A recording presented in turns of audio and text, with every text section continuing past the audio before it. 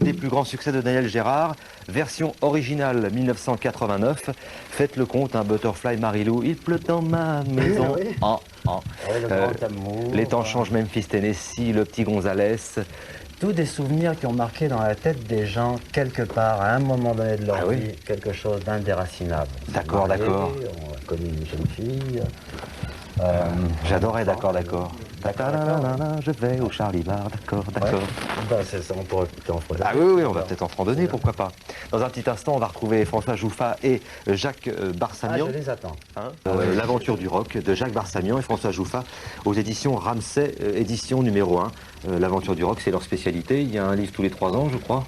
Oui, à peu près. Oui. Enfin, celui-là a été très long à faire, donc il s'est passé 3 ans, oui, je crois. Je ne sais pas, peut-être que je dirais une question idiote, mais qu'est-ce qu'il y a encore à raconter depuis le temps que vous Il y aura toujours des choses à dire. Écoute, moi qui suis spécialiste des civilisations aztèques et mayas, et je ne suis pas le seul, il y a toujours des gens qui ressortent du bouquin sur les civilisations aztèques et mayas, on découvre toujours des détails importants. Bon, et puis le rock ne se termine jamais, ce bouquin se termine en août 89. Dans 3 ans, on terminera peut-être en août 91, 92, et jusqu'à l'an 2000. C'est une aventure qui ne s'arrête jamais. Et puis tu pourras reparler de moi sur les années 90. Voilà. C'est sûr, Daniel. Ça dépend combien tu donnes à Barsamian. Je vais lui demander de se boucher les oreilles, puisqu'il est entre vous. Comment placez-vous, situez-vous Daniel Gérard dans cette aventure du rock? Attention. Alors très important, c'est vraiment l'un des pionniers, peut-être le pionnier du rock français. Avant lui, il y a Salvador qui a fait du rock en dérision avec Boris Vian, avec des textes de Vian encore. Il y a eu le batteur de Salvador qui s'appelait Macaque, qui a fait de très bons disques, style Bill Haley les comètes. Et Georges Guettari a chanté oui, bien sûr, oui. Eddie Constantine aussi. Ça m'intéresse alors. Mais c'est sérieux. Et ensuite, en 58, sont arrivés il ne croit pas, attends, Daniel Gérard. C'est Dario Moreno, Henri Jeunesse, Georges Guettari ont chanté du rock'n'roll avant. Ils l'ont fait un petit peu en dérision. Ils l'ont fait sérieusement. Daniel est le pionnier du rock français. Bon, alors là, il y a toute une petite bagarre, parce qu'il y a quelqu'un qui s'appelle aussi Claude Piron, qui est un copain aussi à nous, qui a enregistré ensuite sous le nom de Danny Boy. Et puis, il y a eu Gabriel Dallard, qui avait fait une très bonne adaptation de Fever, juste après toi. Mais c'était un bon. Non, on va te dire la vérité. Lorsqu'on est sur un plateau de télévision avec Danny Boy et Claude Piron, on dit c'est Claude Piron le premier.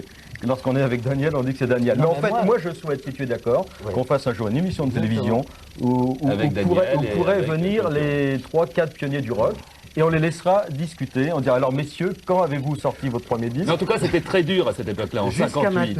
Jusqu'à maintenant, moi je me fiais aux anthologies Barsamian et Jouffin. Tu as dit que tu étais croyant. Et à partir d'aujourd'hui, je vais confirmer le quid, parce que dans le quid, le premier, c'est moi. Bon, mais ce que dit Jacques Barsamian, c'est intéressant, c'était dur. C'était très dur à l'époque. Hallyday aussi a commencé juste après, mais il n'a pas fait de disque à ce moment-là. Il était tout gamin, il avait 15 ans en 58. Et il se faisait, oui certainement, et il se faisait jeter partout. Daniel l'a dit tout à l'heure aussi. Et c'était vraiment très dur. Je vais raconter une histoire à ma maman, puisqu'elle est là. Hallyday. Oui. Bon, déjà, moi, Salvagram. J'ai chanté à Salvagram. Premier chanteur de rock, etc. Je me suis fait virer, mon père était là, et se faire virer devant son père, c'est dur. Ouais. Bon, t'aurais mieux fait de faire autre chose, il y a mon père, ça rapporte plus. Je pars en Algérie, je reviens au cours d'une permission, et à cette même Salvagram est affiché Johnny Hallyday, le roi du rock. Et j'emmène ma mère. Et Hallyday s'est fait virer comme je m'étais fait virer, et ma mère a dit ce jour-là, parce que j'aimerais pas être sa mère... ressentir une chose pareille, elle avait jamais su. Alors on va écouter, ça c'est intéressant, on va écouter Claude François et Paul Naref dans un instant. Ils ont vécu aussi les mêmes difficultés? Oui, bien sûr. Oui, enfin, Claude François, oui, puisqu'il a été musicien avant, tu le disais d'ailleurs, Daniel, tout à l'heure, choriste. Il a joué du bongo avec Olivier Despax, c'est ça. Tout ça avant de chanter lui-même. Avant de devenir vraiment une vedette, ça a été dur, évidemment. Moi, je me rappelle, j'ai travaillé à Monaco, on m'a parlé des difficultés qu'avait qu'avait Claude François. Tu sais que son premier 45 tours, il l'a enregistré en arabe parce qu'il venait d'Alexandrie, Alexandra Twist, Coco, sous le nom de Coco. Et ce disque existe? Oui, il a été édité d'ailleurs. Dans cet album, alors Jacques Barsamian. Qu'est-ce qu'il y a dans cet album? Eh bien, il y a chronologiquement toutes les grandes dates de l'histoire du rock, mais au sens quand même assez large, puisqu'on commence avec la naissance de Louis Armstrong et ça se termine fin juillet avec... fin juillet 89. 89, bien sûr, avec le concert des Who, que les Who ont donné aux États-Unis, avec en invité Elton John, Billy Idol, si tu veux, et où ils ont rejoué le fameux Tommy. Si tu veux, de 1900 à 1989, il y a 5000 faits, informations, date d'enregistrement de disques, anecdotes, petites histoires, mariage, disparition, concert, enfin il y a tout. Fait divers, sur le rock'n'roll. Et comme Thierry disait, je crois qu'il est important tous les ans ou tous les 2 ans de réécrire le livre parce qu'on parle De le pas remettre à avec le jour, même ouais. langage en 75 que l'on parle en 89 ou 95.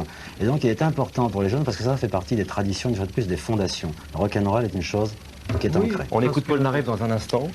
François, précisons quand même que les anciens se portent bien. Hein.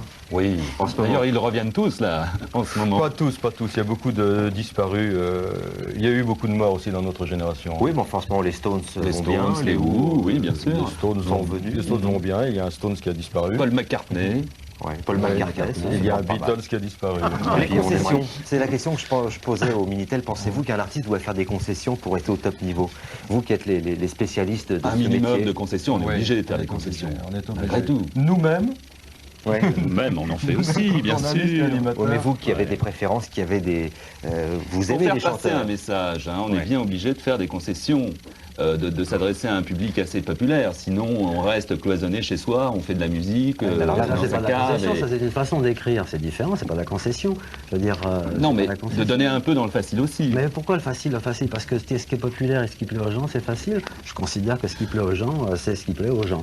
Et puis ça, c'est très bien. Oui, oui, oui. Alors, Il y a on certainement fait, des on fait chanteurs, Jacques Barsagnon, François Choufat, qui vous ont déçu. non, Il y a tous pas- les chanteurs, le plus grand pour nous, quand je dis pour nous, je parle pour toi Jacques, mais sans doute pour toi Daniel. Durel.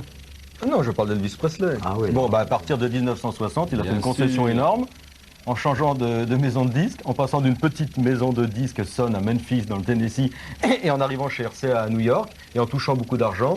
On lui a mis des cœurs derrière lui, c'était déjà une concession énorme. Et nous, puristes du rock pur et dur, on peut te dire que déjà c'était plus du vrai rock. Non, ça c'est une évolution de carrière. Bah oui, Non, alors non, concession, non. évolution. Moi quand je dis concession, c'est vraiment de passer de sa propre personnalité à une autre personnalité parce que l'autre style plaît au moment précis où on change. D'ailleurs, faire du disco pour faire du disco. Si demain c'est le zouk et qu'on se met à faire du zouk, après-demain sera le tamouré, on va se mettre à faire du tamouré. Oui. Moi je trouve pas ça très Eh bien, bien. c'est le cas d'Elvis Presley, tu sais J'accepte bien. les concessions lorsqu'un artiste débute. Parce que là, il se cherche, il y a des gens qui le drive. Cela dit, tu peux Et ça, c'est apprécier normal. tous ces styles aussi. Oui. Hein, tu peux, Naturellement. Dans le cas de Johnny Hallyday, il a souvent changé de style, mais il a souvent fait très bien. Voilà, Mais Elvis tout. Presley, écoute, il a chanté de la bossa nova, il a chanté du twist alors qu'il n'aimait pas le twist.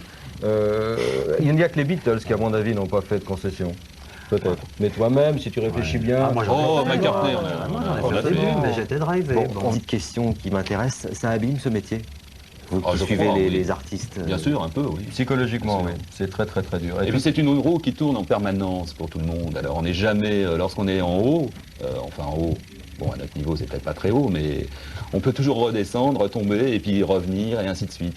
Pourtant, c'est Donc, froid.